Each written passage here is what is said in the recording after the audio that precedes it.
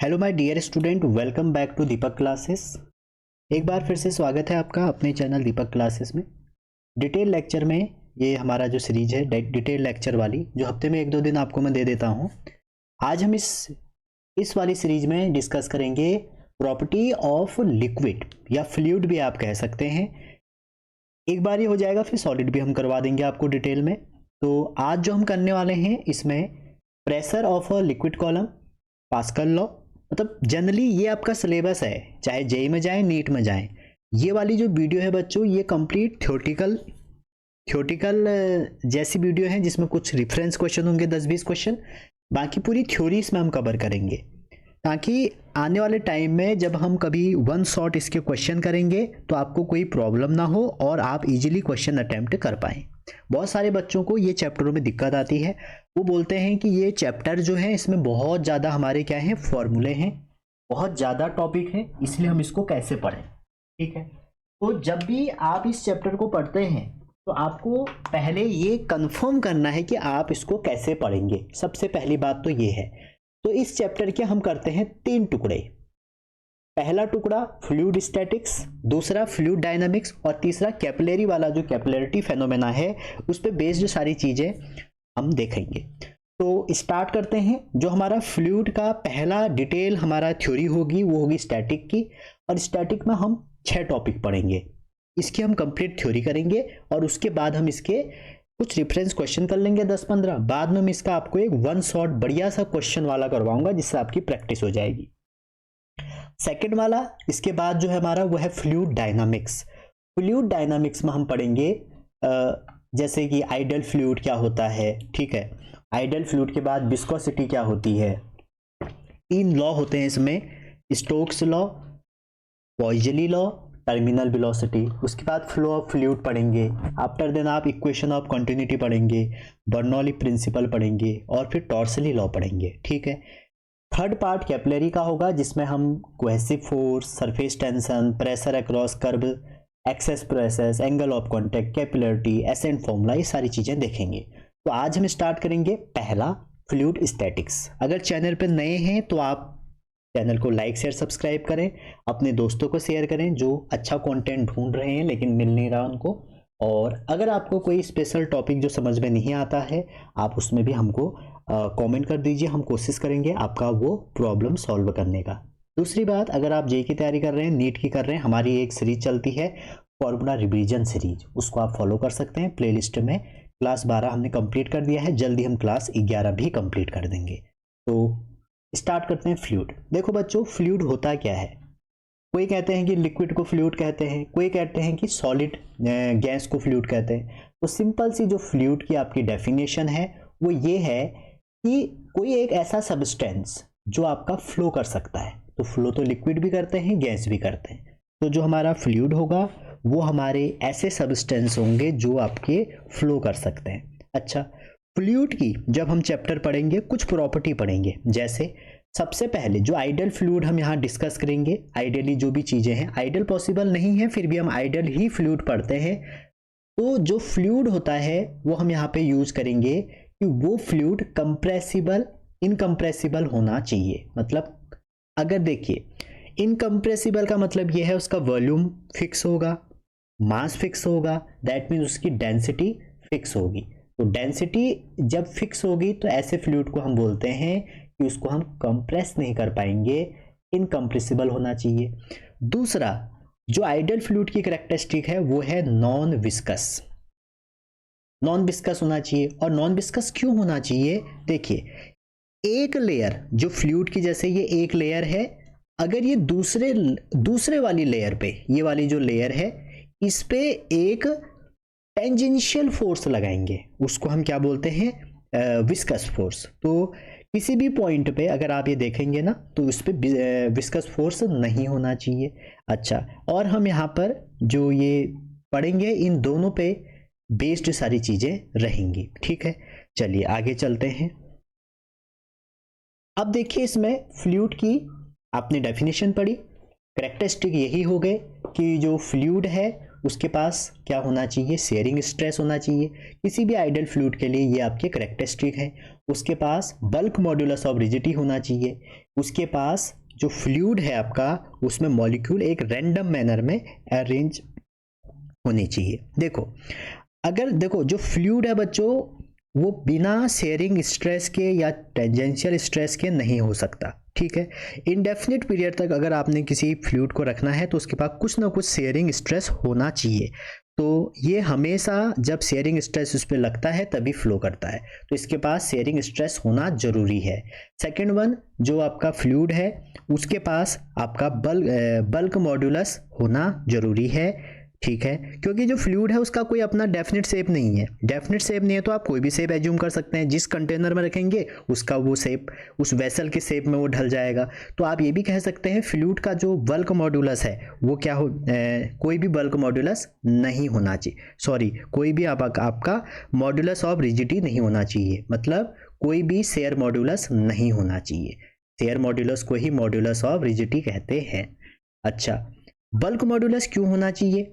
किसी भी फ्लूइड के पास बल्क मॉड्यूलस होना चाहिए क्योंकि आपका फ्लूइड तभी फोर्स की डायरेक्शन में, या आप विदस्टैंड करना चाह रहे हैं उस पर force in the direction of surface, तो उसके पास क्या होगा, कोई ना कोई बल्क मॉड्यूलस होगा। तो बल्क मॉड्यूलस होना चाहिए लेकिन उसके पास शेयर मॉड्यूलस नहीं होना चाहिए, ठीक हो गया।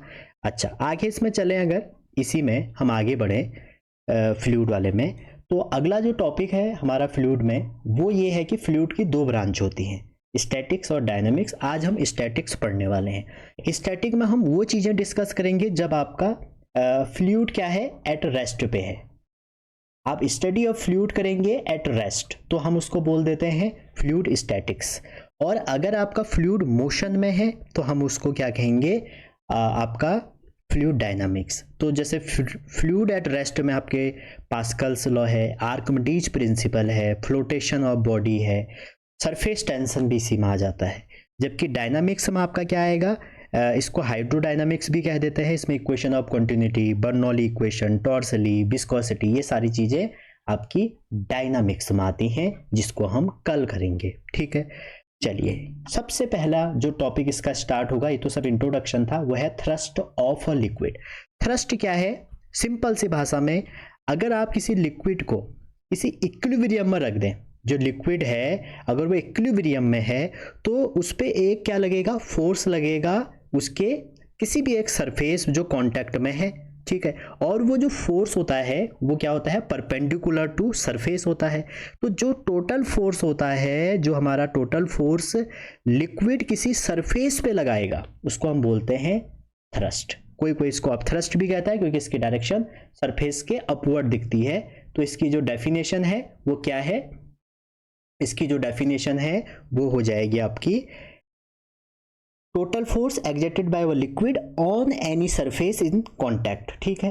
तो थ्रस्ट एक तरह से आप ये कह सकते हैं कि थ्रस्ट जो है हमारा वो है फोर्स, ठीक है। और थ्रस्ट की जो हमारी यूनिट होती है वो हमारी क्या हो जाएगी, जो फोर्स की यूनिट होती है दैट मीन्स इसकी यूनिट होती है न्यूटन। कई बार क्वेश्चन आता है, हम इसमें कंफ्यूज होते हैं, ठीक हो गया।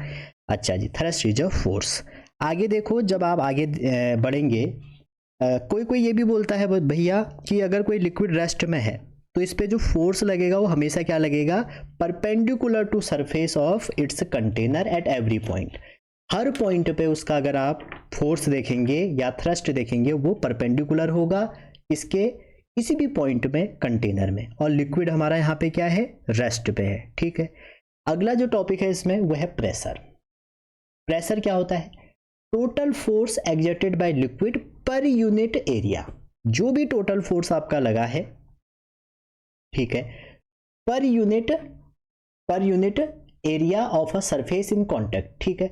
अब इसमें नॉर्मल फोर्स लिखा है, इसका मतलब ये हो गया जब भी आप प्रेशर को डिफाइन करेंगे तो किसी भी पॉइंट पे जो आप प्रेशर पढ़ेंगे तो प्रेशर क्या हो जाएगा, हम परपेंडिकुलर फोर्स लेंगे, समझ रहे हैं, perpendicular force per unit area. Quantity क्या है, देखो किसी भी पॉइंट पर अगर आप डायरेक्शन देखो वो सेम आएगी प्रेशर की।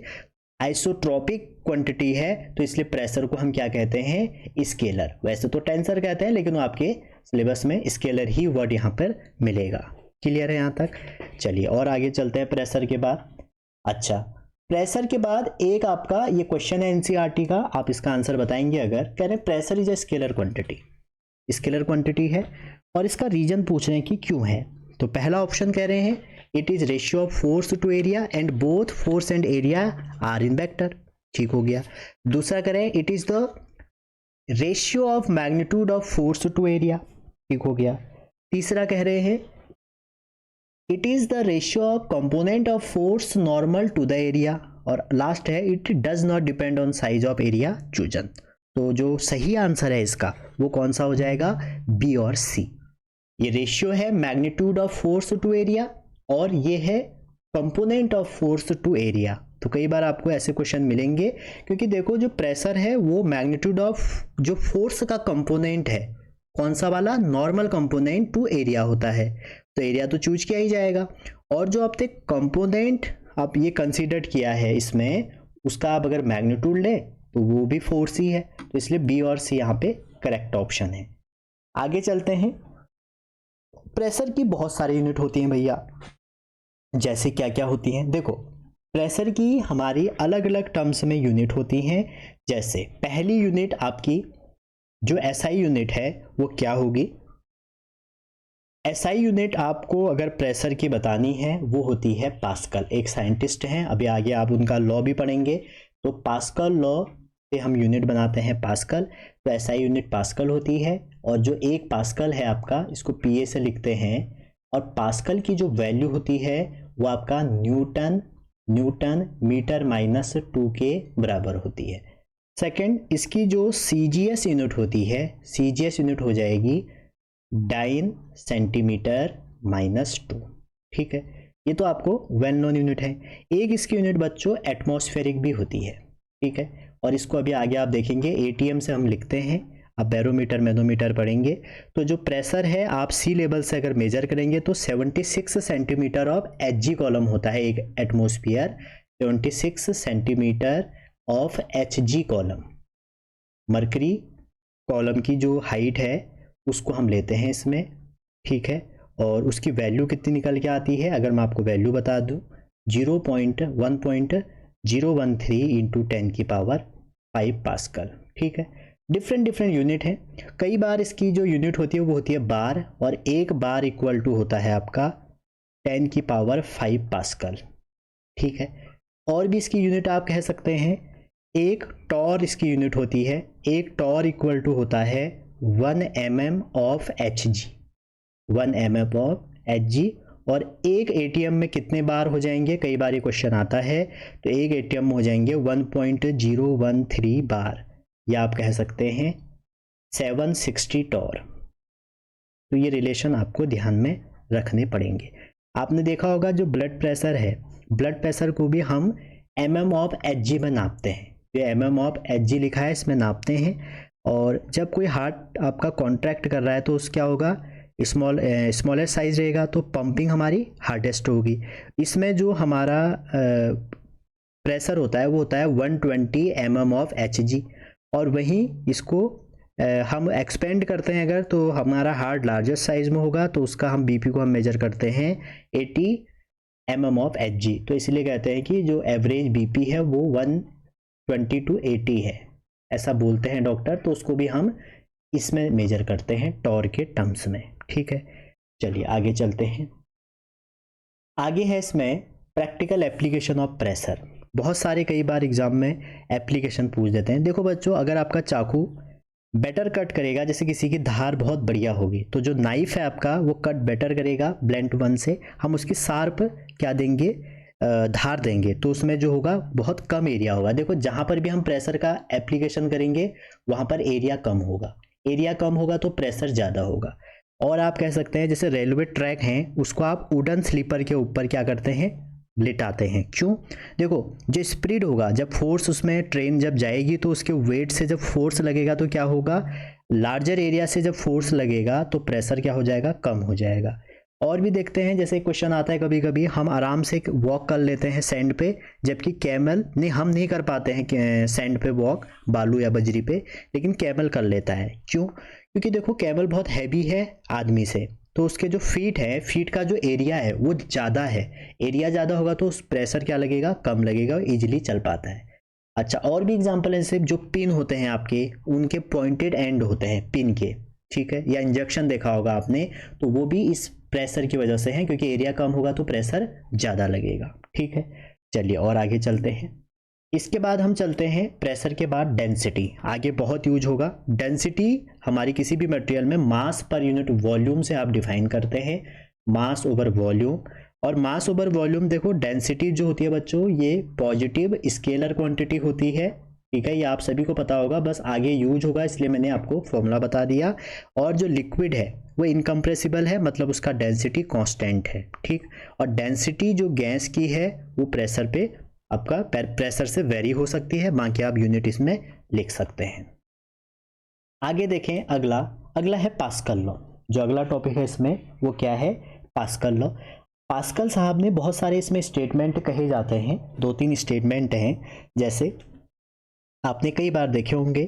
पास्कल लॉ कहते हैं कि अगर आप इग्नोर कर दो ग्रेविटी को, इफ वी इग्नोर ग्रेविटी, अगर आपने ग्रेविटी को इग्नोर कर दिया, ठीक है, तो कहते हैं कि जो प्रेशर होगा, ठीक है, जो प्रेशर होगा, प्रेशर इन फ्लूइड, किसी भी फ्लूइड में जो प्रेशर होगा, कहाँ पर, रेस्ट में, यहाँ पर रेस्ट की बात हो रही है, मोशन की बात नहीं हो रही है, वो क्या होगा, सेम होगा।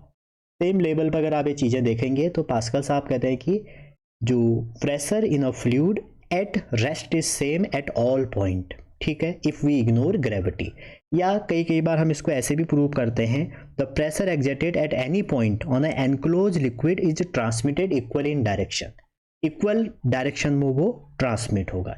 ठीक है, तो पास्कल साहब कहते हैं कि अगर आपका फ्लूइड रेस्ट में है, ग्रेविटी वहां पर इग्नोर कर दें, तो आपका प्रेशर आपका रेस्ट पे बिल्कुल हर पॉइंट पे सेम होगा, या आप कह सकते हैं ट्रांसमिट होगा इन इक्वली, ट्रांसमिटेड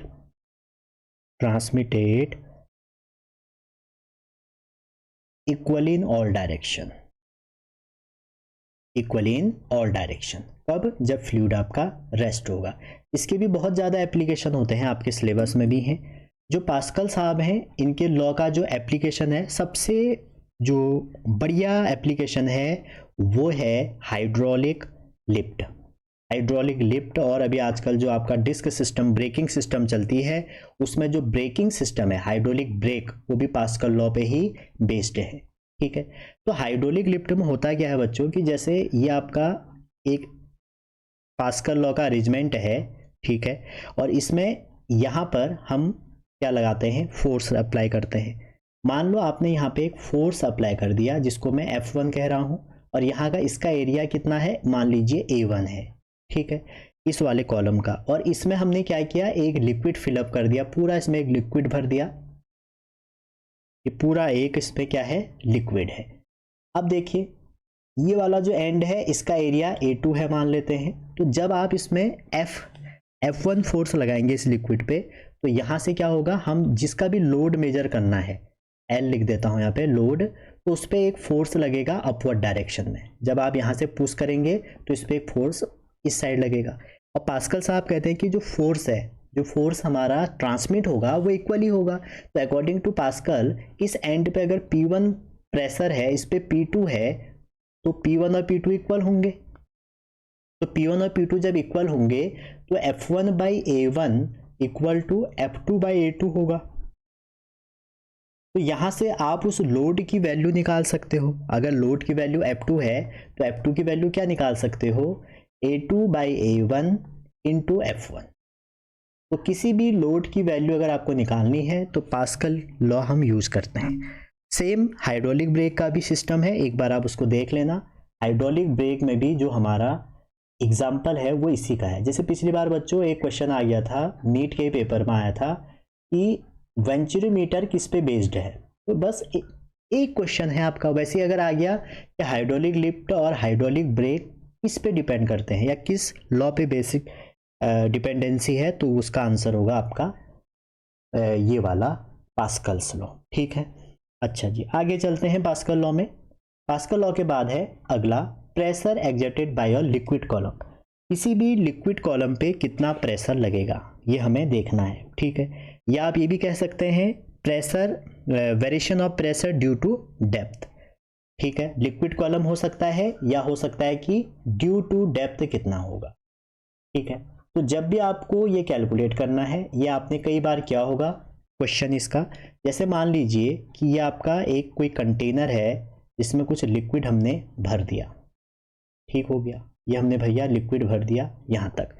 अब देखिए हमें प्रेशर देखना है, तो हम एक क्या करते हैं इसमें, इसको समझने के लिए यहाँ पर एक इमेजिनरी सिलेंडर एज्यूम करते हैं। मान लीजिए इमेजिनरी सिलेंडर है, ठीक है। देखिए अब इसकी जो ये लिक्विड हमने फिलअप किया है, इसकी हाइट कितनी है, h है, ठीक। तो जब आप देखेंगे इस पे, इस हाइट h पे कितना प्रेशर में वेरिएशन हुआ, तो देखिए अगर इसका क्रॉस सेक्शनल एरिया a है, ठीक है, इस सिलेंडर का क्रॉस सेक्शनल एरिया है a, तो इस पे एक वेट लगेगा नीचे को mg, वेट mg नीचे को लगेगा। अब देखिए ये जो लिक्विड है, ये जो हमारा लिक्विड है, इस पे एक एटमॉस्फेरिक प्रेशर जिसको हम PA कह रहे हैं वो यहाँ से लगेगा ऐसे, ठीक है, एटमॉस्फेरिक प्रेशर।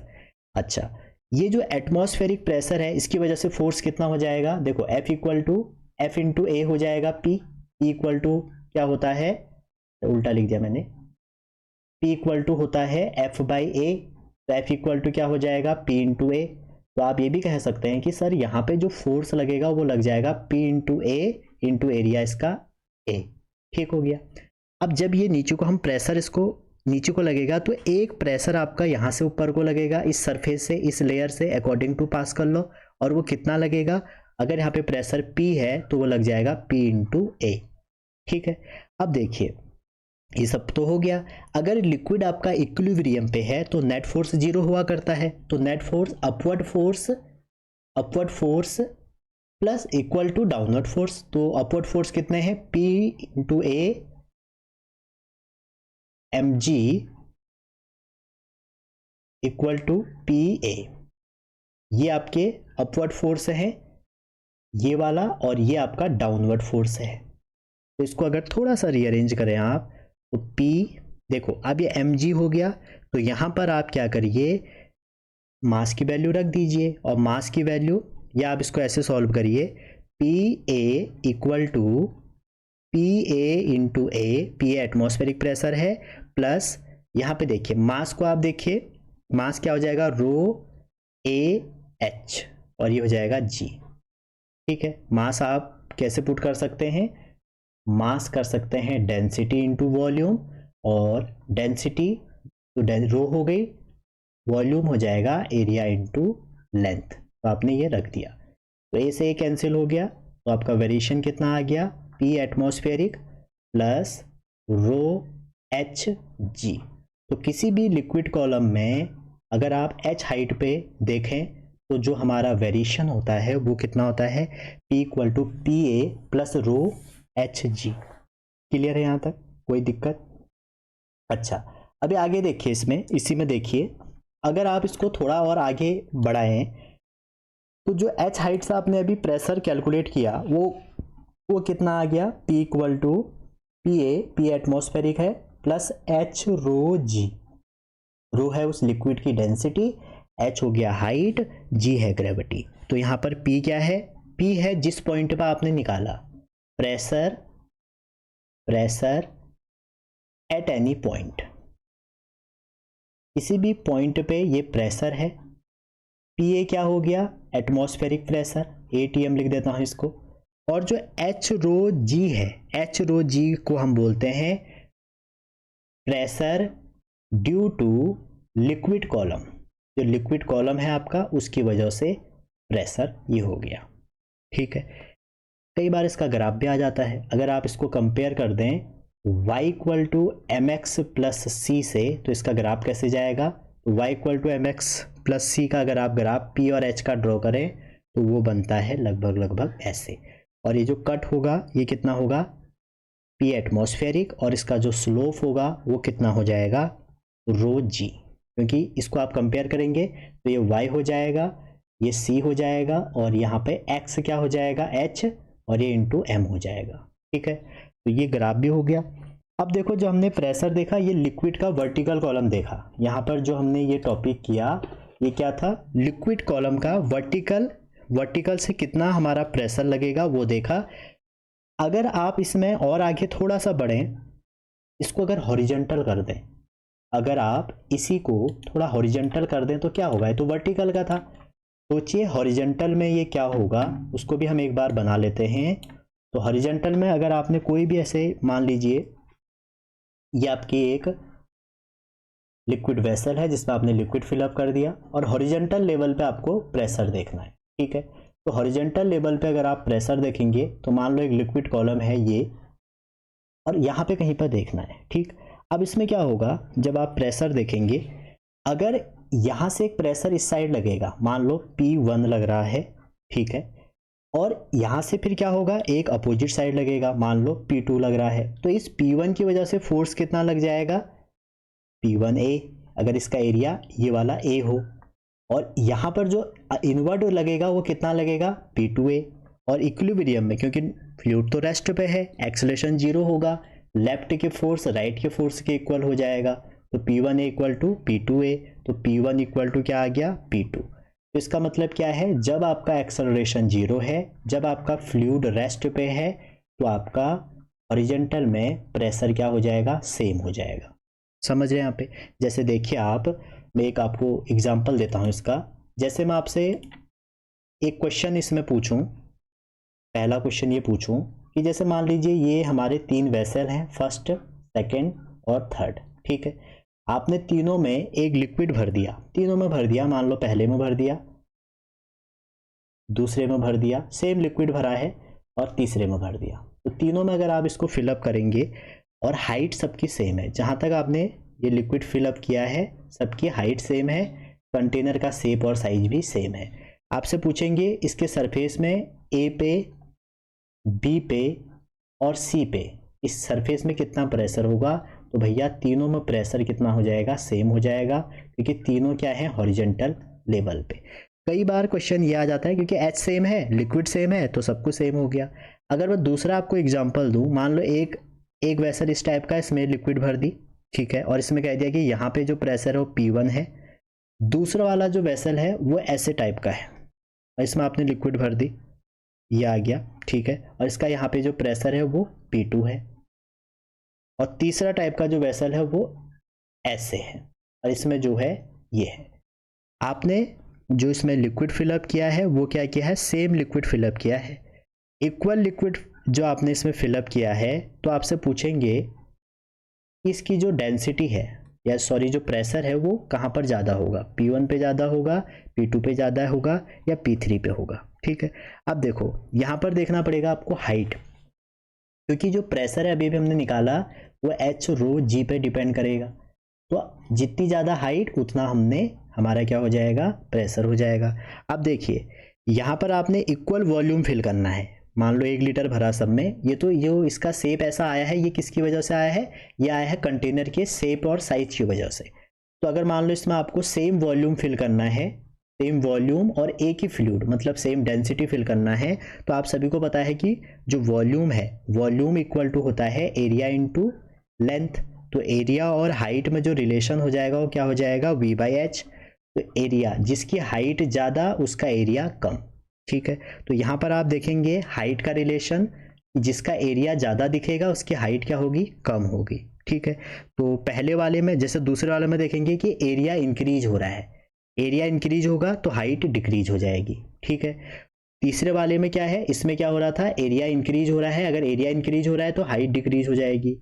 और इस वाले में देखेंगे आप, अगर एरिया डिक्रीज हो गया तो आपका हाइट इंक्रीज हो जाएगा, ठीक है। तो आप प्रेशर देख सकते हैं कहाँ पर कितना है, और इसमें तो एक सेम हाइट है, तो यहाँ पे P1 है, तो आप यहाँ पर रिलेशन बना सकते हैं कि किसमें प्रेशर ज़्यादा होगा, किसमें कम होगा, हाइट ज़्यादा प्रेशर ज़्यादा, ठीक है। चलिए आगे चलते हैं। अगला जो इसमें है वो ये है कि जो हमारा लिक्विड है उसमें ग्रेविटी का क्या असर है, जो आपने इसमें देखा कि ग्रेविटी से क्या होगा। तो जो ग्रेविटी का यहाँ पर रिलेशन आएगा, तो ग्रेविटी में अभी भी हमने देखा कि जो प्रेशर होगा लिक्विड कॉलम में वो क्या हो जाएगा, P atmospheric plus H rho G, ये होगा। तो ग्रेविटी का असर यहाँ पे दिख रहा है। अगर आप P माइनस पी ए कर लेते हैं तो इक्वल टू क्या हो जाएगा, एच रो जी। ठीक है, तो यहाँ से आप क्या ऑब्जर्व कर सकते हैं कि जो लिक्विड प्रेशर है वो सेम होगा at all point at same horizontal level. ठीक है, दूसरा, अगर किसी लिक्विड को आप डेप्थ में रखेंगे तो वो हाइट पे डिपेंड करेगा। अब यहाँ पर जो P माइनस पी ए है इसको हम एक नाम और देते हैं, नाम होता है गेज प्रेशर। ठीक है, इसको हम बोल देते हैं गेज प्रेशर। ठीक है, या एक्सेस प्रेशर भी कहते हैं। ठीक, तो यहाँ से आपका क्या कंक्लूजन निकला, हॉरिजॉन्टल लेवल पे प्रेशर सेम होता है, ग्रेविटी पर आपका डायरेक्टली प्रोपोर्शनल होता है इस पे असर। अच्छा, अगर आपसे ये पूछेंगे क्या प्रेशर आपके शेप ऑफ वेसल पे डिपेंड करेगा या बेस के एरिया पे डिपेंड करेगा, तो प्रेशर आपका डिपेंड नहीं करेगा इन पे, डज नॉट डिपेंड। किस पे, शेप पे। एक तो शेप पे डिपेंड नहीं करेगा, शेप ऑफ वेसल। दूसरा, उसके बेस एरिया पे डिपेंड नहीं करेगा।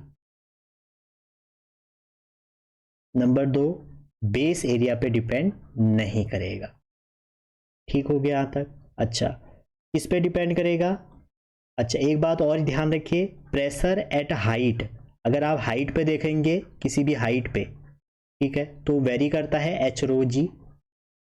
अगर आप प्रेशर हॉरिजॉन्टल लेवल में जब देखेंगे किसी एक सेम हॉरिजॉन्टल लेवल पे प्रेशर सेम होगा, P इक्वल होगा अकॉर्डिंग टू पास्कल लॉ, और यहाँ पर लिक्विड रेस्ट पे है।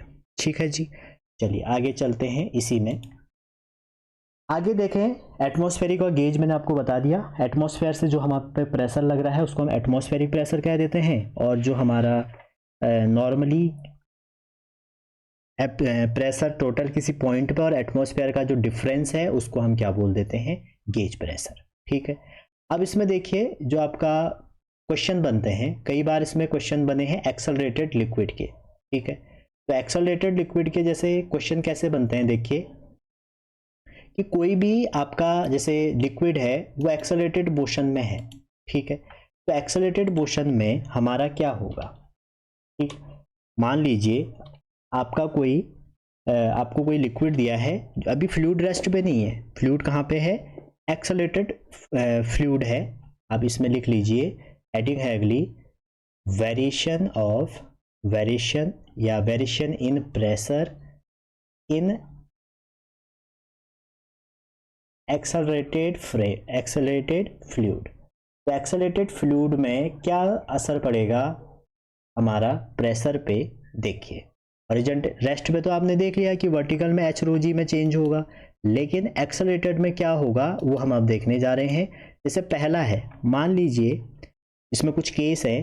पहला केस ये है कि जैसे ये आपका एक कोई वेसल है जिसमें हमने एक लिक्विड भर दिया जिसकी डेंसिटी कितनी है, इसकी डेंसिटी रो है, और वो किसी एक हाइट तक है, मान लो यहाँ से लेके यहाँ तक है, h तक है, और इस पूरे कंटेनर का जो यहाँ एरिया है वो a है। तो होगा क्या, अगर ये एक्सेलरेट करेगा मतलब ऊपर की तरफ जाएगा, तब क्या होगा, देखिए जब ये ऊपर की तरफ जाएगा जो हमारा फ्लूइड है, आप इसकी जैसे डायनामिक्स बनाते हैं वो देखिए, फ्लूइड है, फ्लूइड में एक्सेलरेशन ऊपर है, मतलब एक्सेलरेटेड कहाँ को हो रहा है, अपवर्ड डायरेक्शन में हो रहा है। एक तो इस पे लगेगा mg जो लगेगा डाउनवर्ड। ठीक है, mg के अलावा इसमें एक लगेगा सूडो फोर्स जो लगेगा ma एक्सेलरेशन के अपोजिट। ठीक है, और एक इस पे लगेगा भैया प्रेशर, एक क्या लगेगा, प्रेशर लगेगा, और जो कहाँ को लगेगा वो आपको देखना पड़ेगा, वो लगेगा डाउनवर्ड। हम उसको P नॉट ए कर लेते हैं, P नॉट यहाँ पे एटमॉस्फेरिक है। ठीक है, और एक इस पे लगेगा अपवर्ड जो PA होगा। इतने हमारे इस पे क्या लगेंगे, प्रेशर लगेंगे। इसको अगर आप अच्छे से लिखें तो क्या आ जाएगा, P नॉट यहाँ पे एटमॉस्फेरिक है, mg plus ma upward force equal to downward force. और जैसे ही आप यहाँ पर वैल्यू रखेंगे, देखो P नॉट तो P नॉट ही है, आपको यहाँ पर वैल्यू रखना पड़ेगा mg का 2 बार mg हो गए, एक ma है, mg प्लस ma है, तो मास की वैल्यू रख दो। तो मास की वैल्यू कितनी रख दोगे, रो h, ठीक है, कॉमन ले लो, g rho h g plus a हो जाएगा। ठीक है, अभी हमने लास्ट में कैसे निकालते हैं वो मैंने आपको बताया। तो ए से ए कैंसिल हो गया, हर जगह ए है, यहाँ भी ए आएगा, ठीक है। तो सारा जगह अगर आप देखें ए कैंसिल हो गया, तो बचा क्या, प्रेशर की जो वैल्यू निकल के आई रिजल्टेंट वो आ जाएगी P naught plus rho H G plus A. देखो अभी तक क्या हो रहा था कि वैल्यू आ रही थी रो जी एच, जब एक्सेलरेटेड फ्रेम में जाएंगे तो ये इंक्रीज हो जाएगा प्रेशर कितने से, रो एच ए से, ठीक है। और यही केस मान लीजिए, इसी केस में अगर आपका फ्लूइड क्या होता, डाउनवर्ड मोशन में होता, अगर आपका फ्लूइड डाउनवर्ड मोशन में होता, ये सारी चीज़ें जो ये आपने बनाई हैं ये अगर ऐसे डाउनवर्ड में होता तब क्या होता। तो डाउनवर्ड डायरेक्शन में आप देखेंगे, इसमें अगर आप फोर्स की ये वैल्यू देखेंगे जो एम ए है, ये एम ए कहाँ को लग जाएगा, क्योंकि एक्सेलरेशन ऊपर को हो जाए, नीचे को आ जाएगा, तो एम ए कहाँ लग जाएगा, ऊपर की साइड लग जाएगा। एक्सेलरेशन कहाँ हो जाएगा, नीचे हो जाएगा, ठीक है। तो जब आप इसका रिलेशन लिखें तो क्या आएगा, P not A plus M G, M A यहाँ पे नहीं रहेगा, ठीक है, इक्वल टू एम ए इसके साथ आपको ऐड करना पड़ेगा पी ए, ठीक है। तो यहाँ से जब आप इसको सॉल्व करेंगे तो ये आ जाएगा P not A, P not atmospheric हो जाएगा, रो जी एच, और यहाँ पे बीच में आ जाएगा माइनस का ए इक्वल टू पी ए। तो जब इसको पूरा सॉल्व करेंगे तो आपका जो आंसर हो जाएगा यहाँ पे वो जी माइनस ए हो जाएगा। तो इस केस में क्या होगा, आपका जो लिक्विड को आप देख रहे हो, कहाँ से देख रहे हैं, वो देख रहे हैं लिक्विड को बिहेव कर रहे हैं एज अ रेस्ट, कहाँ से, जब फ्रेम ऑफ वेसल से देख रहे हैं, ठीक है। अच्छा, ये तो अपवर्ड और डाउनवर्ड है। अगर आपको यही लिक्विड को हॉरिजॉन्टल लेवल में ले जाना पड़ेगा, ये तो अपवर्ड और डाउनवर्ड जब लिक्विड गया था तब आपने देखा। सपोज आपका जो लिक्विड है, ये लिक्विड है, इसमें लिक्विड फिल कर दिया आपने, और इसका जो मोशन है वो कहाँ को हो रहा है, मे बी इधर को हो सकता है और मे बी इधर को हो सकता है। दो ही कंडीशन हो सकती हैं हॉरिजॉन्टल में, वर्टिकल में एक जैसे अपवर्ड एक डाउनवर्ड, वैसे इसमें भी एक लेफ्ट एक राइट। तो जब लेफ्ट और राइट होगा तो एक बात आप ध्यान रखिएगा कि जब भी कोई फ्री सरफेस किसी फ्लूइड का रिजल्टेंट फोर्स जो होता है किसी भी फ्री सरफेस से, वो हमेशा परपेंडिकुलर होता है। मतलब जब फ्लूइड आप ऐसे रखते हैं, देखिए जैसे आप फ्लूइड ये रखते हैं, तो जो अगर ये रेस्ट पे है, सपोज ये रेस्ट पे है, तो फ्लूइड का जो एंगल होता है ना, ये 90 डिग्री होता है, ठीक है।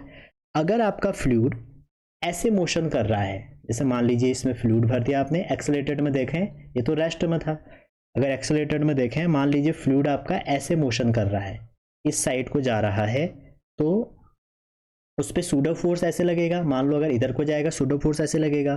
तो इस केस में जो हमारा फोर्स होगा वो हमेशा क्या होगा, 90 डिग्री होगा। तो इससे रिजल्टेंट जो वो बनेगी, हमारी कंडीशन बनेगी, वो कैसे बन जाएगी, फ्लूइड का शेप ऐसे हो जाएगा, और उसका जो ये जो सरफेस है ना, इससे जो एंगल होगा एफ नेट, वो हमेशा परपेंडिकुलर होगा। कैसे होगा, देखिए इधर को सूडो फोर्स लग गया, नीचे को आपका एम जी लग गया, और दोनों का जब आप रिजल्टेंट देखोगे तो बीच में आएगा, ठीक है। और सेम अगर यही कंडीशन में अगर पलट दूं, अगर मान लो ये वेसल है और इस पे आपका ये कोई लिक्विड है और ये इधर को मूव कर रहा है, तो आप देखिए सूडो फोर्स कहाँ को लगेगा, सूडो फोर्स इस साइड को लगेगा, एम जी नीचे को लगेगा, तो रिजल्टेंट कहाँ हो जाएगा, इस साइड को। तो यहाँ पर लिक्विड का जो शेप होगा वो कैसे हो जाएगा भैया, वो ऐसे हो जाएगा, देखिए ये और ये शेप ऐसे बन जाएगा, क्योंकि एफ नेट हमेशा क्या होता है, एफ नेट होता है परपेंडिकुलर। एफ नेट परपेंडिकुलर होगा तो उसका शेप हमारा ऐसा झुक जाएगा। तो आप ये भी कह सकते हैं जहाँ उठ रहा है वहाँ प्रेशर क्या हो जाएगा, ज़्यादा हो जाएगा, ठीक है। तो यही आप हॉरिजॉन्टल पे भी लगाएंगे, जैसे हॉरिजॉन्टल है, आपने इसमें दो केस लिए, एक ये लिया एक ये लिया, तो जैसे आप इस पे वो देखेंगे, क्या देखेंगे, एक्सेलरेशन देखेंगे इस साइड को, तो ये क्या बन जाएगा, देखिए इसके बाद ये क्या हो जाएगा, इसको हम फिर बना लेंगे। जब आज में इस साइड को आपका ये एक्सेलरेट करेगा तो आपका जो शेप है वो ऐसे बन जाएगा, देखिए ऐसे बन जाएगा। ये हम अभी पहले कर चुके हैं, क्योंकि फोर्स परपेंडिकुलर होगा उसके कर्व सरफेस पे। तो यहाँ से देखिए, इस पे देखिए आप, अगर आप एक हॉरिजॉन्टल लेवल पे देखें, एक हॉरिजॉन्टल लेवल पे देखें और एक इमेजिनरी सिलेंडर ले लें एक हॉरिजॉन्टल लेवल पे, तो क्या होगा, देखिए यहाँ पर लेते हैं जैसे ये वाले लेवल पे, तो इस लेवल पे अगर इसका एरिया ए है, तो अगर इस साइड को एरिया यहाँ पर ए है तो प्रेशर P1 है, तो फोर्स कितना लग जाएगा, P1 इंटू ए इस साइड को। जब इसको इस साइड को पुल करेगा तो ये इसको इस साइड को पुश करेगा। यहाँ पर अगर प्रेशर P2 है तो P2 इंटू ए हो जाएगा। ठीक है, अब देखिए यहाँ पर ध्यान से देखिए, इसको अगर सॉल्व करें तो जो हमारा सूडो फोर्स है, जैसे ये ए इधर है तो सूडो फोर्स किस साइड लगेगा, इस साइड लगेगा। तो आप FBD अगर लगाएं इसमें तो जो P2A है वो किसके बराबर हो जाएगा, MA प्लस P1A, ये हो जाएगा। तो P2 minus P1A equal to क्या हो जाएगा, MA हो जाएगा। M की वैल्यू वही A इंटू जो आपकी ये जो सिलेंडर है इसका लेंथ अगर हम L एज्यूम कर लें, L इंटू A करें तो P2 माइनस P1 की जो वैल्यू आ जाएगी वो आ जाएगी रो L और A। तो ये आपका प्रेशर डिफरेंस हो जाए। ठीक है, सिमिलरली अगर आपसे कभी एंगल पूछ ले, जैसे मान लो ये एंगल दे दिया जाए थीटा, ये एंगल थीटा पूछ दें तो इस थीटा पे आप क्या कर सकते हैं, tan theta equal to H/L, और इसको H दे देते हैं। तो हो सकता है आपसे ये भी पूछें, और H/L मतलब A/G से भी आप इसको कर सकते हैं। ठीक है, क्योंकि हम क्या जानते हैं, P2 minus P1 equal to rho GH, तो दोनों को कंपेयर करोगे तो आपका ये बन जाएगा। तो ऐसे ही आप राइट का भी बना सकते हैं। ठीक है, चलिए आगे चलते हैं। अब देखिए कुछ क्वेश्चन है NCERT के, पहले इनको देखते हैं थोड़ा। ठीक है, तो कह रहे हैं कि करेक्ट स्टेटमेंट देखो। पहला कह रहे हैं कि जो ब्लड प्रेशर है BP जो होता है in human is less at feet than at the brain. NCERT का पहला क्वेश्चन है। तो बच्चों जो हमारा हाइट है ब्लड कॉलम की वो लार्ज होगी एट फीट पे देन ब्रेन, इसीलिए हाइट ज़्यादा होने से जो हमारा ब्लड प्रेशर होगा वो फीट पे ज़्यादा होगा। ठीक है, सेकेंड कह रहे हैं atmospheric pressure at a height of about 6 kilometre decrease to nearly half of its value at sea level. देखो ये वाला भी स्टेटमेंट सही है। देखो जो डेंसिटी है आपकी एयर की वो डिक्रीज नहीं होती लीनियरली हाइट के, डेंसिटी उस पर डिपेंड नहीं करती, इसलिए डेंसिटी डिक्रीज अचानक हो जाती है हाइट में लगभग 6 किलोमीटर के आसपास। ठीक है, तो हम क्या करते हैं 6 या 6 से ज़्यादा, तो ये डिक्रीज जैसी होगी 6 किलोमीटर के आसपास तो हम लगभग उसको क्या मानते हैं, वहाँ पे सी लेवल एज्यूम करके चलते हैं। अगला कह रहे हैं कि hydrostatic pressure is a vector quantity even through pressure is force divided by area. तो ये भी सही है, क्योंकि हाइड्रोस्टैटिक प्रेशर क्या होता है, ट्रांसमिट होता है इक्वली इन ऑल डायरेक्शन, तो कोई डेफिनेट डायरेक्शन उसकी नहीं होती है, इसलिए हम उसको स्केलर क्वांटिटी कहते हैं। चलिए आगे चलते हैं। अगला क्वेश्चन है क्वेश्चन थर्ड हमारा, कह रहे हैं कि a 50 kg girl wearing high heel shoes balance on a single wheel, the heel is circular with diameter इतना, what is the pressure exerted by heel on the horizontal floor. तो आराम से कर सकते हैं इस क्वेश्चन को, NCERT का ही क्वेश्चन है। तो प्रेशर का आपको यहाँ पे कंसेप्ट लगाना है। प्रेशर इक्वल टू क्या यूज करना है, pressure equal to force over area, और सर्कुलर उसने सरफेस दिया है तो फोर्स ओवर आपका आ जाएगा पाई R स्क्वायर। ठीक है, और फोर्स देखो यहाँ पर mg यूज कर लेंगे, हमें डायमीटर दिया है तो पाई d/2 का स्क्वायर हो जाएगा। तो इसको सॉल्व करेंगे तो ये हो गया 4mg पाई d स्क्वायर। अब करना है कि ऐसे में सबकी वैल्यू पुट कर दो, सबकी वैल्यू पुट करोगे तो आंसर 6.2 इंटू 10 की पावर +6 पास्कल के आसपास आएगा। अगला क्वेश्चन है क्वेश्चन नंबर 4। क्वेश्चन नंबर 4 कह रहे हैं कि एक हाइड्रोलिक ऑटोमोबाइल लिफ्ट है, अभी लिफ्ट वाला मैंने आपको एक क्वेश्चन भी इससे पहले कंसेप्ट बताया था।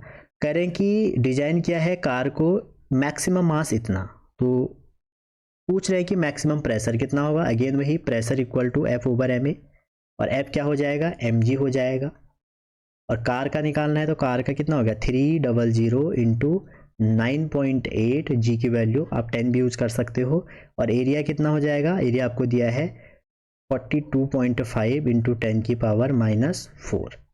तो इसको आप सॉल्व करिए, सॉल्व करके आपका नियर अबाउट 6.92 के आसपास आएगा।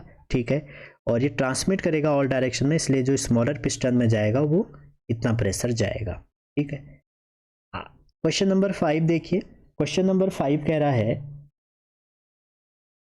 During blood transfusion the needle is inserted in a veins where gauge pressure इतना, at what height must be blood container be place so that blood may just enter the vein use. इतना इतना आपको सब कुछ इसमें दिया हुआ है। तो सेम वही क्वेश्चन है, हाइट कैलकुलेट करना है। ठीक है, तो जब हाइट कैलकुलेट करना है तो आप क्या करेंगे, इसमें नॉर्मली लगा दीजिए। ग्रेविटी की वजह से प्रेशर कितना होता है, एच रो जी, तो एच निकालना है तो P over H G. P कितना हो जाएगा 2000, एच कितना हो जाएगा 1.06 इंटू 10⁻³ डेंसिटी इंटू जी है 9.8। ठीक है, ये आपका क्या आ जाएगा, रो जी आ जाएगा। सॉल्व करेंगे तो लगभग 0.19 के आसपास आएगा। ठीक है, इतना आपको रखना पड़ेगा। क्वेश्चन नंबर 6 कह रहे हैं कि एक बॉडी है जिसका मास इतना है, drop into water, if apparent weight of body इतना, देन अप्लाइड थ्रस्ट कितना होगा। देखो जब भी हम उसको पानी में डिप कर रहे हैं तो उसका जो अप्लाइड वेट है वो कितना हो जाएगा। आर्किमिडीज प्रिंसिपल मैंने आपको नहीं बताया है, बहुत बेसिक चीज़ें हैं, आप इसको देख लेना। अपरेंट वेट जो होगा वो कितना हो जाएगा, टोटल वेट कितना था उसमें से आपको अपथ्रस्ट को माइनस करना पड़ेगा। ठीक है, तो वेट जो भी है हमें अपथ्रस्ट निकालना है, तो अपथ्रस्ट हो जाएगा वेट माइनस अपरेंट वेट। तो इसको आप करिए सॉल्व, तो वेट होता है mg, तो 9.8 माइनस ये हो जाएगा कितना दिया है 107। तो जब इसको आप सॉल्व करेंगे 147, तो ये 40 न्यूटन आंसर आ जाएगा। ठीक है, ये भी एनसीईआरटी का ही क्वेश्चन है, एग्जाम्पल आप इसको कर लीजिएगा। तो आर्किमिडीज प्रिंसिपल क्या था, जब पार्शियली हम इमर्स करेंगे तो उसका वेट क्या हो जाएगा, उसकी जो टोटल वॉल्यूम है पानी का हटाए उसके इक्वल होगा। तो आप देख लीजिए, बेसिक चीजें हैं वो। तो क्वेश्चन नंबर 7 देखिए क्या कह रहा, एक bubble is at the bottom of the lake of depth h, as the bubble comes to sea level its radius increase 3 times if the atmospheric pressure इतना equal to L litre of इतना इतना, then H पूछ रहा है। तो देखो जो हमारा बबल्स है बॉटम पे रखा है तो PV तो कांस्टेंट रहेगा ना, तो P1 V1 अगर आप 2 के लिए लगा दें, क्योंकि प्रेशर किस पे डिपेंड करता है, वॉल्यूम पे, तो P बॉयल्स लॉ से क्या कर लोगे, P1 V1 equal to P2 V2। अब देखो P1 जो है हमारा P1 V1 जब आप यहाँ पे लगाएंगे तो ये कितना हो जाएगा, हाइट टोटल लेनी पड़ेगी H रो जी से, तो ये H प्लस L हो जाएगा। ठीक है, और वहीं रो जी तो आपका कैंसिल हो जाएगा। ठीक है, रो इसमें भी वही रहा, जी रहा, और वॉल्यूम हो जाएगा 4/3 पाई और r³ इक्वल टू सेकेंड का निकालेंगे तो वो कितना हो जाएगा L 4/3 रो जी, और इनटू में हो जाएगा 4/3 पाई, जी 4/3 दो बार लिख दिया, L रो जी, और ये हो जाएगा 4/3 पाई, और रेडियस कितनी हो जाएगी, इंक्रीज करें 3 टाइम तो 3r का क्यूब हो जाएगा। कैंसिल करते हैं, L से L कैंसिल कर लो तो ये आ जाएगा H plus L equal to 27L, तो H कितना आ जाएगा 26L।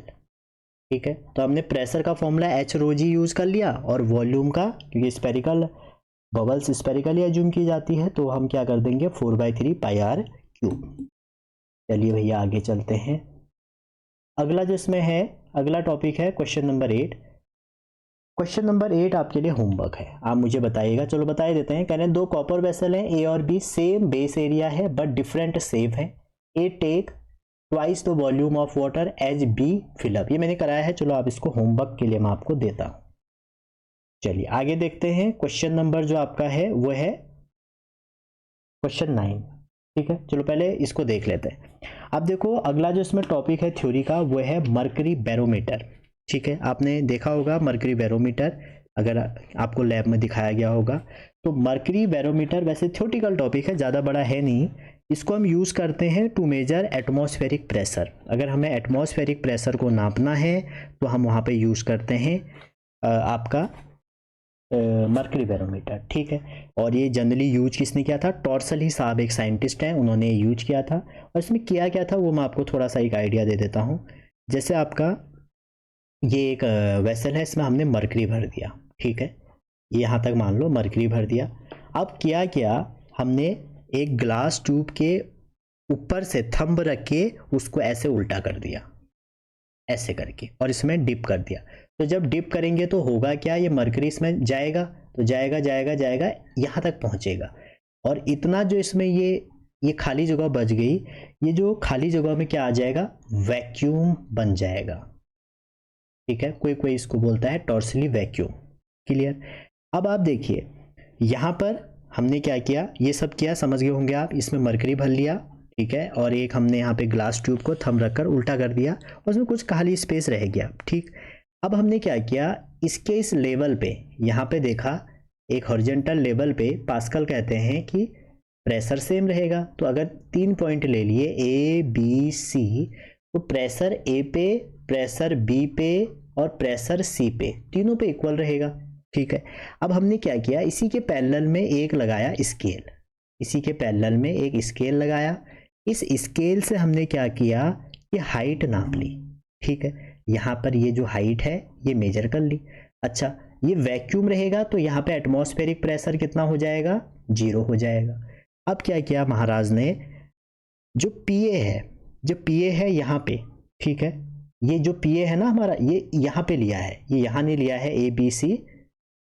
ठीक है, ये कहाँ पे लिया है, ये आपने लिया है इसके इस सरफेस पे, एक हमने यहाँ पे ले लिया, एक हमने यहाँ पे ले लिया, बिल्कुल सरफेस पे लेना है। ठीक है, ये जैसे हॉरिजॉन्टल लेवल है, तो आपने क्या किया, एक पॉइंट यहाँ पे लिया, यहाँ पे इसको हमने ए कह दिया, एक पॉइंट यहाँ पे लिया, इसको हमने बी कह दिया, एक पॉइंट हमने यहाँ पे लिया, सेम हॉरिजॉन्टल लेवल पे। ठीक है, ताकि ए पर क्या लगेगा, ए पे आपका लग जाएगा, नीचे को यहाँ पे क्या लगेगा, एटमॉस्फेरिक प्रेशर, तो ये तो हो जाएगा पी नॉट। ठीक है, बी पे हमें क्या करना है, निकालना है, और बी पे प्रेशर कितना होगा, देखो एटमॉस्फेरिक 0 लग जाएगा, बाकी क्या लग जाएगा, रो जी एच लग जाएगा। ठीक, और जो हमारा सी है, सी वाला तो ऐसे ही रहने दो, पी सी पे जो है वो भी एटमॉस्फेरिक लग जाएगा, पी नॉट। तो हमारा जो ये जो पी नॉट है, ये कितना हो जाएगा, रो जी एच हो जाएगा। एच आपने स्केल से नाप लिया, एक स्केल लाए, स्केल से नाप लिया। मरकरी रो हमको पता है मरकरी कितना होगा, और यहाँ से पी नॉट की वैल्यू निकाल दी। ठीक है, तो एट सी लेवल पे ये देखा गया कि एच आया है 76 सेंटीमीटर। ठीक है, और मरकरी की जो डेंसिटी थी वो थी हमारी 13600। क्लियर है, तो बाकी इसमें आपने रो जी एच की वैल्यू रखी, तो जो आपका पी नॉट निकल के आया वो कितना आया, 1.01 इंटू 10 की पावर 5 पास्कल, ये निकल के आया मरकरी बैरोमीटर से। तो आपके एग्जाम में कई बार क्वेश्चन बन जाता है कि मरकरी बैरोमीटर का क्या यूज है। ठीक है, तो जो मरकरी बैरोमीटर है, मरकरी बैरोमीटर के बारे में मैं आपको क्या पता होना चाहिए वो बता देता हूं। सबसे पहले आपको ये पता होना चाहिए, इसको हमने यूज किया टू मेजर एटमॉस्फेरिक प्रेशर। ठीक है, एटमॉस्फेरिक प्रेशर, और जिसकी वैल्यू निकल के आई 1.01 इंटू 10 की पावर 5 पास्कल। पहली बात, इस एक्सपेरिमेंट को करने वाले महानुभाव थे टॉर्सली। ठीक है, और उन्होंने कितनी बढ़िया चालाकी करी, देखिए इसमें मरकरी भर दिया, और मरकरी से उन्होंने एक ग्लास ट्यूब को ऐसे उल्टा करके डाला, इसमें हॉरिजॉन्टल लेवल पे पास्कल लॉ लगाया। ठीक है, यहाँ पर तो प्रेशर 0 हो जाएगा, पीए पीसी पे एटमॉस्फेरिक हो जाएगा, इन दोनों को कंपेयर करके निकाल लिया। ठीक है, तो यहाँ पर ये तो प्रेशर की वैल्यू हुई। कई बार क्वेश्चन ये आता है बच्चों कि मरकरी क्यों चूज किया, तो मरकरी चूज करने का जो रीजन है वो हमारे 3 रीजन है। पहला ये कि इसकी डेंसिटी मैक्सिमम होती है। डेंसिटी क्या होती है, मैक्सिमम होती है। देखो डेंसिटी अगर मैक्सिमम होगी ना, तो हाइट अपने आप क्या होगी, कम होगी। कम होगी तो हमें स्केल इजीली नाप सकते हैं। दूसरा, ये जो हमारा मरकरी है, ये हमारा वेपराइज नहीं होता है, नो वेपराइज। ठीक है, अगर जैसे ही लाइट इसमें जाएगी ये वेपराइज नहीं होता है। तीसरा क्या होगा, ये ओपेक होता है, या आप कह सकते हैं साइन करता है। ठीक है, जिससे क्या होगा, कोई लाइट इसमें पास नहीं होगी, वेपराइज नहीं होगा। कभी क्वेश्चन आता है कि आपने H2O को क्यों नहीं नाम H2O को क्यों यूज नहीं किया, पानी इसलिए यूज नहीं किया क्योंकि उसकी डेंसिटी कम होती है। अगर सोचो, अगर इसी लेवल में अगर मैं यहाँ पे H2O लेके इसको करता, अगर मैं इसको H2O लेके करता जिसकी डेंसिटी कम है बहुत ज़्यादा, तो डेंसिटी कम है तो हाइट क्या हो जाएगी, ज़्यादा हो जाएगी। डेंसिटी कम है तो हाइट ज़्यादा हो जाएगी। और अगर मैं आपको बताऊं बच्चों, 101 मीटर की हाइट निकल के आएगी। इतना बड़ा स्केल लाना पॉसिबल नहीं है। और यहाँ पे हाइट कितनी निकल के आई थी, 76 सेंटीमीटर। दूसरी बात, H2 वेपराइज हो जाता है, नॉट ओपेक है, ओपेक भी नहीं है। ठीक है, तो ये बार कई बार ये क्वेश्चन पूछे जाते हैं। अब मर्करी बैरोमीटर से कुछ क्वेश्चन देखते हैं। Question number 9। क्वेश्चन 9 कह रहे हैं एक बैरोमीटर कंस्ट्रक्ट यूजिंग और लिक्विड डेंसिटी इतना इतना, what will be the height of ये व्हेन बैरोमीटर रीड इतना। ठीक है, तो सिंपल सी बात है, आपको क्या करना है, जब भी मर्करी बैरोमीटर के क्वेश्चन आएंगे H equal to rho equal to H G, तो यहाँ पर लगा दीजिए पहले केस के लिए 76 इंटू रो मर्करी का कह रहे हैं इंटू ग्रेविटी, और दूसरा क्या हो जाएगा H इंटू जो भी लिक्विड का हमें नहीं पता इंटू जी, तो जी से जी कट गया, तो जो H है वो कैसे निकलेगा, 76 इंटू मर्करी का 13600 होता है, और अपॉन में क्या आ जाएगा, अपॉन में आ जाएगा 760 जो आपको ये दिया है। बस सॉल्व कर दीजिए, सॉल्व करेंगे तो आ जाएगा 13.6 मीटर। क्लियर है यहाँ तक? तो ये आपके नीट में आया था क्वेश्चन जो मैंने ये किया है। तो जब भी ऐसे क्वेश्चन आते हैं ना, क्योंकि ये तो एटमॉस्फेरिक प्रेशर नापता है और इसका जो प्रेशर हो जाता है वो एच रो जी हो जाता है, तो दो केस के लिए फिर दो लगा लीजिए, दोनों को इक्विलिब्रियम आ जाएगी दोनों की। चलिए आगे देखते हैं। अगला जो इसमें क्वेश्चन है क्वेश्चन नंबर 10। ठीक है, इस क्वेश्चन नंबर 10 को आप एक बार खुद से ट्राई करिएगा, इंपॉर्टेंट क्वेश्चन है। कह रहे हैं कि एक बैरोमीटर है जिसको आपने एलिवेटर में रखा जो एक्सेलरेट कर रहा है अपवर्ड डायरेक्शन में, read 76 centimetre of H G. तो वो कितना मेजर कर रहा है, 76 मीटर ऑफ एच जी। जो पॉसिबल एयर है, पॉसिबल एयर प्रेशर है वो एलिवेटर में कितना होगा। तो देखो अभी भी हमने किया था, तो जो हमारे अगर जो हमारी प्रेशर आया था वो कितना आया था बता ही देते हैं, एच रो जी आया था। तो आप देखिए जब आपका नेट एक्सेलरेशन ऊपर की ओर है, ऊपर की ओर जब एक्सेलरेशन है, एक्सेलरेशन कहाँ है, अपवर्ड है, तो जो इफेक्टिव वैल्यू हो जाएगी जी की, जो जी इफेक्टिव होगा या जो एक्सेलरेशन इफेक्टिव होगा, अपवर्ड होने में आपने लिफ्ट का केस पढ़ा होगा, ए प्लस जी हो जाएगा। तो जो प्रेशर हो जाएगा वो कितना हो जाएगा, एच रो और जी प्लस ए। तो ये प्रेशर क्या हो जाएगा, इससे प्लस ए ज़्यादा हो जाएगा, तो इसका मतलब है greater 76 centimetre of H G हो जाएगा। अगर ये लिफ्ट नीचे को जाती तो ये प्रेशर क्या हो जाता, कम हो जाता। ठीक, ध्यान रखिएगा इस बात का। आगे है ओपन ट्यूब मैनोमीटर, ये भी कई बार पूछ लिया जाता है। ओपन ट्यूब मैनोमीटर भी आसान है, जैसे आपका मर्करी बैरोमीटर था वैसे ही ओपन ट्यूब मैनोमीटर भी है। ये मेजर किया जाता है, अगर इसका कोई पूछेगा किस काम यूज किया जाता है, तो pressure of an enclose gas, किसी भी गैस को हम एक उसमें एनक्लोज करके उसका प्रेशर निकाल लेते हैं। तो गैस का प्रेशर मेजर करने के लिए मैनोमीटर, और आपका एटमॉस्फेरिक को मेजर करने के लिए क्या होता है, बैरोमीटर। तो इसमें होता क्या है जनरली, इसमें जैसे कि वेसल है, कुछ नहीं करना है इसमें, आपको बस समझ लेना है कि छोड़ना कुछ भी नहीं है। इस वेसल में जैसे एक कट है, मान लीजिए ऐसे करके है, ये हमारी एक वेसल है, और यहाँ पर एक हम यू ट्यूब टाइप की चीज़ें, एक ऐसे यू ट्यूब की क्या लगा देते हैं, यू ट्यूब टाइप की एक ग्लास ट्यूब लगाते हैं, जिसमें एक हमारा लिक्विड फिलअप करते हैं। पूरे में क्या कर देंगे, एक लिक्विड भर देंगे, ये पूरा लिक्विड है यहाँ तक। ठीक है, तो मान लो ये ए पॉइंट है, इसमें एक लिक्विड है, और यहाँ तक एक कोई पॉइंट है, और इसके लेवल में मान लो दूसरा पॉइंट जो है वो बी है, और यहाँ पे सी है। ठीक है, तो होता क्या है, जो बी से सी है, मान लो ये एच है, ये एच है आपका, तो जो हमारा ये मैनोमीटर है इसमें हम क्या करते हैं कि एक हॉरिजॉन्टल लेवल पे प्रेशर सेम होगा, तो जो प्रेशर ए पे होगा वही प्रेशर किस पे होगा, बी पे होगा। ठीक है, तो हमारा जो ए पे प्रेशर है वो हमारे बी के इक्वल होगा, तो ए पे कितना प्रेशर हो जाएगा, देखो इस यहाँ तक हमारा क्या है, फ्लूइड है, तो यहाँ पे अगर P1 कहते हैं तो P2 कितना हो जाएगा, PB पे कितना हो जाएगा, वो हो जाएगा एटमॉस्फेरिक प्लस एच रो जी। और इस हेल्प से हम क्या करते हैं, हम एब्सोल्यूट प्रेशर कह सकते हैं या हम किसी गैस का प्रेशर कैलकुलेट कर सकते हैं। ठीक है, तो जो हमारा प्रेशर होगा ए पर वो हम इस लेवल पे बी पे निकालेंगे, वो कितना हो जाएगा बी के इक्वल, और बी का क्या होगा सी के रिस्पेक्ट में देखेंगे तो एक तो एटमॉस्फेरिक हो जाएगा, दूसरा इस हाइट की वजह से ये ऐड हो जाएगा। तो ये हमारा फॉर्मूला है किसी भी गैस का कैलकुलेट करने का। और यहीं से बच्चों एक नई चीज़ आती है कि आपसे पूछा जाता है कई बार कि ओपन ट्यूब मैनोमीटर से हम हाइट ऑफ एटमॉस्फेयर कैलकुलेट कर सकते हैं। ठीक है, तो देखो अभी भी हमने बैरोमीटर से ये देखा कि एटमॉस्फेयर की वैल्यू होती है 0.1 into 10⁵ pascal equal to H rho ji.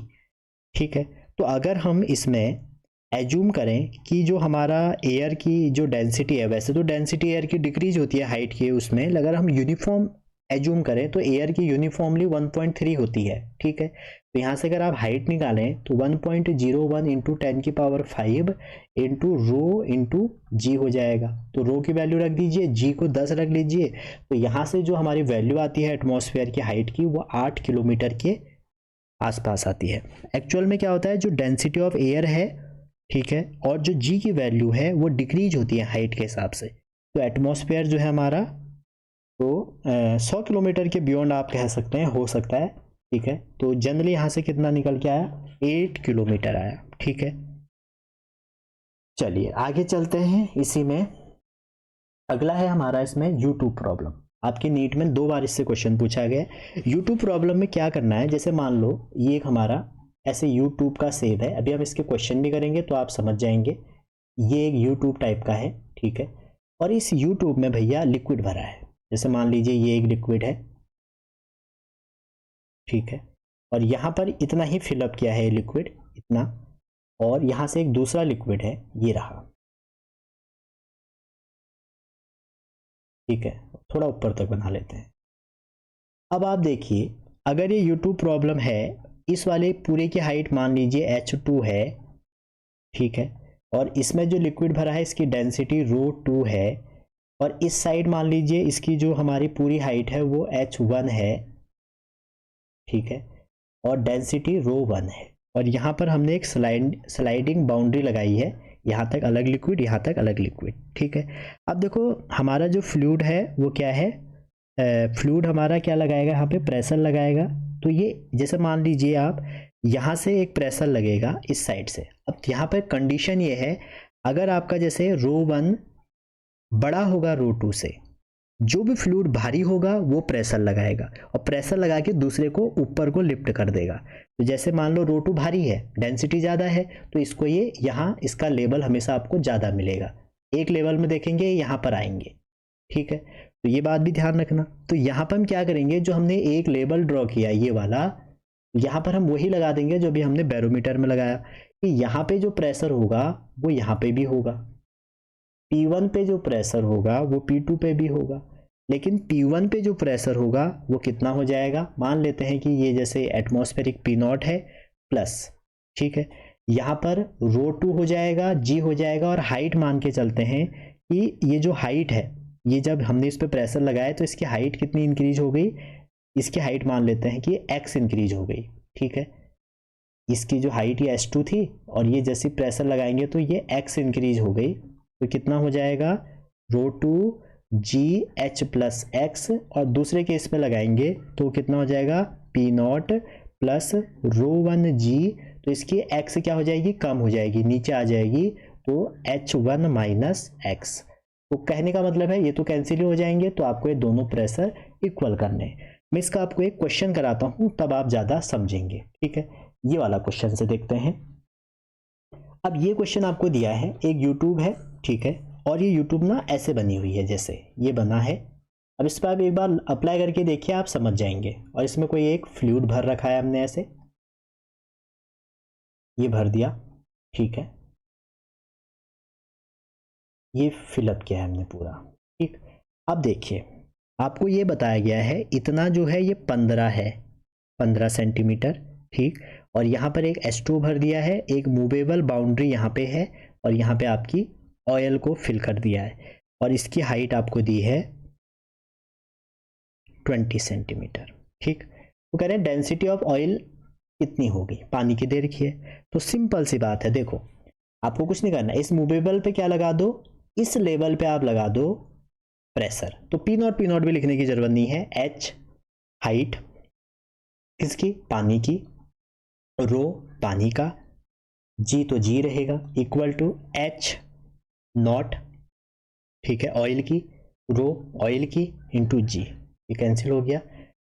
1.5 rho water equal to 20 rho naught. बस अब करना ही क्या है, आपको किसकी दी है, पानी की दी है 10 की पावर 3, तो 1.3 इंटू 10 की power 3 over 20 equal to rho oil हो जाए, और यहाँ से आप रो नॉट निकाल सकते हैं। ठीक है, तो ये आपका यूट्यूब प्रॉब्लम था। एक क्वेश्चन आपका एनसीईआरटी में भी है, उसको भी देख लेते हैं भैया लगे हाथों। तो एनसीईआरटी में आप जब जाओगे तो वहाँ पर आपको एक यूट्यूब प्रॉब्लम का क्वेश्चन मिलेगा, और वो क्वेश्चन नंबर है एनसीईआरटी में 9th क्वेश्चन। ठीक है, सेम क्वेश्चन है, देखिए एक बार एक क्वेश्चन और कर लेते हैं, आप जल्दी समझेंगे। ये मान लो एक यूट्यूब है, ठीक है, और इसमें आपने ये भर दिया पानी, ये H2O है, और सेकेंड हाफ में इससे इस साइड को आपने भर दिया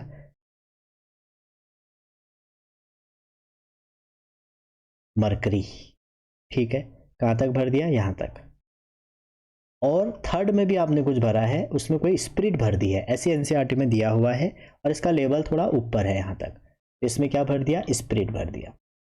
ठीक है, अब इस क्वेश्चन में देखिए स्पिरिट भर दिया, क्वेश्चन में ये कह रहे हैं कि ये जो पानी है इसकी जो हाइट है यहाँ से लेके यहाँ तक वह है 10 सेंटीमीटर, और इसकी जो हाइट है यहाँ से लेके यहाँ तक वो है 12.5 सेंटीमीटर। पूछ क्या रहे हैं, पूछ ये रहे हैं कि जो स्पिरिट है इसकी डेंसिटी बताओ, स्पिरिट की डेंसिटी बताओ। अगर आपका यहाँ पर क्या दिया है कि जो हाइट है वाटर की 10 है, इसकी जो डेंसिटी है वो 1 है, 1 kg मीटर क्यूब, और वहीं पर और आपको नहीं दिया है। तो देखो सेम क्वेश्चन है, आप क्या करिए, इस पे क्या लगा दीजिए, आप इस पे लगा दीजिए प्रेशर ड्यू टू कॉलम। ठीक है, तो जो प्रेशर हो जाएगा, प्रेशर पानी का, सॉरी डेंसिटी पानी की, हाइट पानी का, gravity equal to height spirit की, ये स्पिरिट की जी, तो जी से जी कैंसिल हो गया। इसको सॉल्व करेंगे तो क्या आ जाएगा, H W into G W equal to H S into rho S. बस अब वैल्यू ही तो रखनी है, एक बार वैल्यू रख दोगे तो आंसर आ जाएगा। तो 10 into 1 equal to 12.5 into rho S, spirit क्या आ जाएगी, जो रो निकल के आएगा, रो एस निकल के आएगा 0.8। ठीक है, और आपसे पूछा क्या है, स्पेसिफिक ग्रेविटी, तो स्पेसिफिक ग्रेविटी मतलब होता है रिस्पेक्ट में, इसके पानी के रिस्पेक्ट में, तो ये हो जाएगा 0.8 ओवर 1, तो इसका आंसर हो जाएगा 0.8।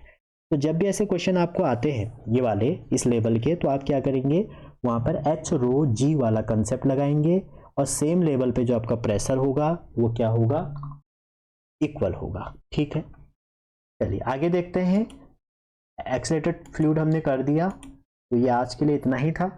आई होप आपने समझा होगा, फिर मैंने अपना पूरा बेस्ट दिया, और जल्दी मैं इसको कवर करवा दूंगा, पूरा करवा दूंगा 1-2 दिन में ही। उसके बाद फिर हम थर्मोडायनेमिक्स का कुछ और देखेंगे। ठीक है, तो मिलते हैं अगले वीडियो में, तब तक अपना ध्यान रखिए, पढ़ते रहिए। Thank you, wishing all the best.